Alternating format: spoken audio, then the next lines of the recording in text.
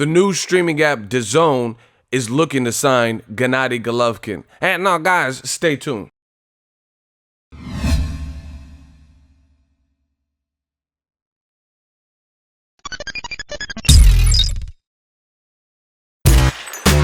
Boxingego here. If you like this video, make sure you hit the like button and also subscribe to the channel and hit the bell icon on the top of your screen to get notified when the latest new content drops. 1. What up, Fight World? It's your boy Ego, and I'm back with some more boxing. Make sure you smash the like button. Also, subscribe to the channel for the latest and greatest in boxing. If you want to become part of the gang, notification gang, please hit the bell icon. Shout out to the Super Chats, channel donations, the Venmo donations, and the Patreon family. We working. Now, I seen this on Twitter, actually. Shout out to Mike Coppinger, who works with Ring Magazine, Ring TV. And there's a link in the description so you guys could check it out. And basically, Golovkin's team, Tom Loeffler, K2 Promotions, his representation, is in advanced talks with Dazn, the brand new streaming app. And they're looking to acquire the talents of Triple G, as you guys can see. I'm not going to read the whole article, but give you guys some of the news. It says, Tom Loeffler engaged in advanced talks to bring Golovkin to Dazn. After Canelo Alvarez linked up with Dazn, there still remain one more key network free agent available in the ongoing arms race between promoters and platforms. Of course, that man is Gennady Golovkin, who combined with Canelo for over 1 million pay-per-view buys, and each of their middleweight championship bouts handled by HBO. In the wake of HBO's departure for the sport, Triple G could follow Alvarez to Dazn, where he would pursue a third fight with the Mexican star, following a controversial decision loss in September. Golovkin's promoter Tom Loeffler is engaged in advanced talks with executives at the streaming platform, industry sources told The Ring. Golovkin, 38-1-1, 34 knockouts, is slated to return in the spring, and Loeffler is hoping to wrap up a deal that would allow Triple G's first fight of 2019 to be streamed on the fledgling service, one that has deep pockets and a growing roster of viable opponents for the former 160-pound champion. So you guys can read the whole article. I just want to kind of give more of my thoughts now. Again, we got some new stuff on the channel as well. I appreciate everyone for the Super Chats and the Patreon family. We got something new called channel memberships, $4.99 a month, recurring. You can cancel at any time. There's additional perks for the people who decide to become members, and we got a lot of people signed up. And I'm gonna find new ways to make it fun. We're gonna have some raffles and contests, and just different things. I also need feedback from you guys to see what would make it fun for you and what would make it worth it. And I'll try to do within reason. But as far as Gennady Golovkin to Dazn, it seems like a natural fit. They hold most of the chess pieces in the middleweight division. Daniel Jacobs just became a champion. He's with Eddie Hearn. Hasn't been confirmed where he's gonna go. With HBO Boxing closing its doors to the boxing branch or the boxing side of things. But he's a champion, and with Eddie Hearn was the first boxing company that was really repping for Dazn.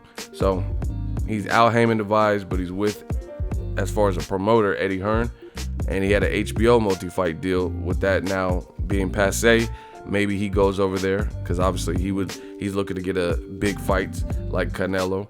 And Canelo went over there, got a monumental record-breaking deal, $365 million for a minimum, for 5 years and 11 fights. So Triple G may follow suit. Eddie Hearn has his fighter for Matchroom USA, Demetrius Boo Boo Andrade, who also became a champion. Not in the way most fans want and wanted, but it's really not his fault. And that's because he was scheduled to fight Billy Joe Saunders. Billy Joe Saunders failed a drug test, and that fight was canceled. So he fought the next available ranked guy, Walter Katandakwa. I think Andrade looked good. He had a nagging shoulder injury, but he had 4 knockdowns. I'm not going to criticize his opponent. It was a complete switch of style. And again, he did nothing to stop the original fight he signed up from happening. Billy Joe Saunders did with his nasal spray. So it remains to be seen where Triple G heads. To me, this is not as big news as Canelo going, and here's why. Because yes, the major players are already over there, but Canelo is he's the real key master here because he's young. He's like 28, I believe, and he just has, the look. He's younger, and he's the one that beat Golovkin. Golovkin, let's say he signs for Dazn. Golovkin in his last couple fights has not looked like the monster from Kazakhstan in his last few fights. You get what I'm saying? Like, you look at the Canelo performances. Canelo didn't get stopped, was fresh in the division. You look at Daniel Jacobs, he got knocked down once. I was at that fight, but he didn't get stopped. I was at Canelo versus Triple G, and the only person that Triple G has really stopped or mowed down was a guy he shouldn't have been fighting, which is Vanes Martirosyan. You know what I mean? So long term, I don't know how this really helps Dazn as much because Golovkin is 36. And, you already see the excuses being made. You see people saying Triple G is not the same fighter. Oh, he's getting old. I mean, there are a couple fights, but Dazn is brand spanking new, and they should be looking, obviously, to grow a long-term fan base. And, again, no hate or shade to Golovkin, but I just don't see him fighting at the highest of levels for that much longer without possibly retiring, just based on his style. You guys got to understand, he had a long amateur career. That's a lot of wear and tear in your body, even if you have headgear. Yeah, he had headgear when he was fighting. I know they changed it, but I remember the Lucian Bute fight. He knocked him out with headgear on. So, headgear, no headgear, all the training camps, all the sparring sessions. He has almost 40 fights as a pro fighter, let alone 350 plus fights as an amateur. There's a lot of wear and tear in your body. He's been in the sport, grueling training camp after training camp, stuff like that. He has losses now, arguably lost to, well, not losses, let me not say plural, but he has a loss to Canelo and arguably has a loss to Jacobs. So I think that there's more of a blueprint out about there's ways to beat him. The Mike Tyson-esque aura is not there anymore. You know what I'm saying? So long term, I don't know how much this helps. Immediately, this is cool. This is, but he's not a fighter that had always been guaranteed on pay-per-view. And he, like I said, he's 36. So I don't know long term if this will. I think there's some good implications if he fights Demetrius Andrade. Canelo trilogy, paying $9.99 versus $85. That would be cool, but there's other issues. The WBC ordered for Triple G to fight Charlo, and his team basically said no, to no sparring. Shout out to them. Shout out to that website. So I don't know if that changes. And Charlo's the black. He's like the black horse at this moment because he's the only one that's super relevant, really good, that is not like really affiliated with anything over there on DAZN. So it's going to be interesting to see how this all plays out. But I think Canelo is still the biggest signing for DAZN. No shade to Golovkin if he can get a bag. And the other thing is curious, it makes me curious. A lot of people get mad at stuff because I'm being realistic, but it doesn't really bother me. Is DAZN, they are charging $9.99 a month in hopes that they can launch this and get a ton of subscribers, but there's no obligation. It's a month-to-month service, so they're gonna have to put out a calendar of fights as they build a stable. But so far they've really had to just expend. They're spending, and obviously Canelo was the hefty purchase. He's getting a guarantee. If he's fighting Rocky Fielding, if that fight was on pay-per-view, there's no way he would clear $36 million. But he's getting something like that. He's getting this hefty purse for a fight like that. So, they wanted to get Canelo's buy-in and commitment, and I get that because they're new, but that's a lot of money, and that's money that wouldn't have been generated by a pay-per-view if Canelo was on pay-per-view with Rocky Fielding.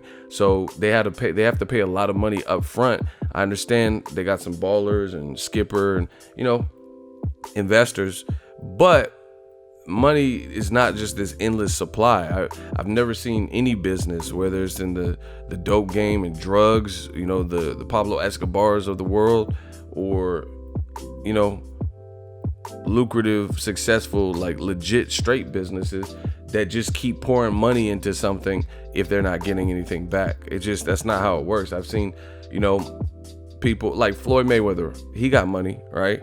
And he had that app that came out, Shots.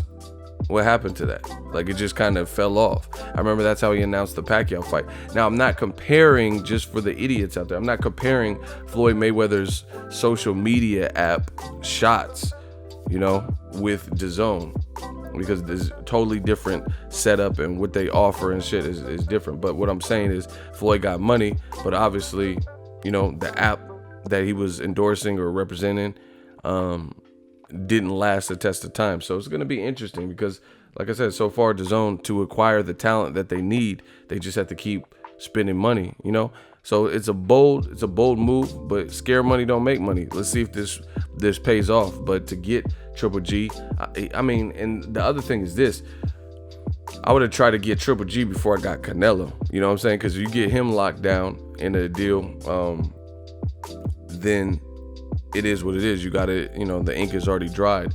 But I'm not trying to be negative Nancy. I'm just being very realistic and transparent. The fact that Canelo has now been signed to Dazn, and it was so highly publicized how much he was getting, that it was the #1 sports deal, is, if you're a fighter that brings something solid to the table, you're not going to get 365 million because you don't represent what Canelo represents necessarily. A fight with Floyd that did 2.4 million, Golovkin fights, 2 of them that did over $1 million a piece, Cotto fight that did almost $1 million, Julio Cesar Chavez Jr. fight that did over $1 million, so I understand that. But I think these fighters now going to Dazn, seeing they have so much money to work with, they're not going to come easy now. Like, oh shit, you got 365 million to give Canelo? Cool. I'm not asking for that. But if I'm Golovkin, I'm going to be asking for something nice. I'm going to be asking for a nice chunk of change, because he knows that Dazn needs fighters to, they're going to want to get a fight like Canelo versus Triple G. If Canelo versus Triple G 3, let's say it happens in May or September, that'll be the biggest fight to this point that has been announced on the platform. So, it's kind of like a gift and a curse. It's a gift that they had the money to throw at Canelo, but it's a curse in the grand scheme of things, because they're still trying to build. So other high profile guys like a Golovkin, he knows he's not going to get 365 million, but I would imagine if you see, I would, if I seen that they had this much money to give Canelo, then I'm asking for something, like a handsome check. That's just what it is. Smart business. Let me know what you guys think. Dazn may acquire Triple G. I will update you. Other people want him. Showtime wants him. ESPN wants him. It could be some wild card. Let me know what you guys think. Where does he go? Who does he fight? I really don't have an interest in the Ryota-Murata fight, even with both of them coming off a loss, because let the fans tell it. A lot of people said Triple G was robbed versus Canelo both times. So why do I want to see him regress and fight a guy like Ryota-Murata, who looked pretty bad, versus Rob Brandt and lost, and admits that he lost and has trouble with guys with quick feet and didn't look good? It just, I don't want to see somebody's fan base get milked when you're coming off a performance like that.